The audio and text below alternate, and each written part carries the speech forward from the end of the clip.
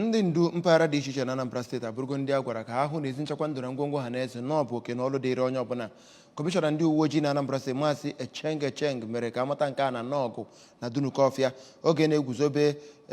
ndị ngalaba ọrụ nchekwa na ibinyekwa ha ụgbọala ha ga-eji wee na-alụ ọrụ bụ nke sitere n'aka gọọmenti steeti a akọwara nchekwa ndụ na ngwongwo ha na eze dịka ụzọ esi eweta mmepe zuru oke ka wetara gị akụkọ a n'uju ya.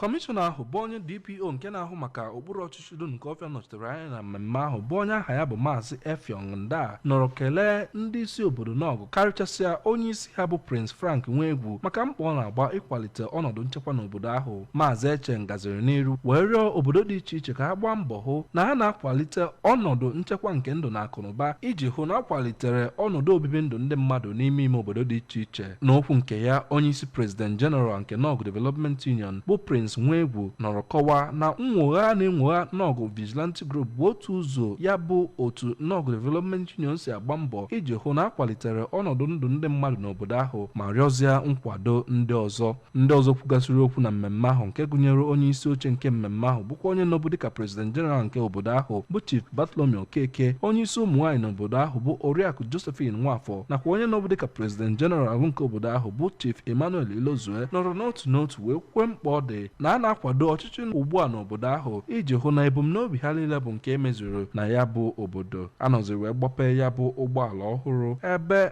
ndị otu Ọnọdụ Vigilante Group nọziri wee kwụwa n'ahịrị iji gosi ka ọṅụ si dị ha n'obi.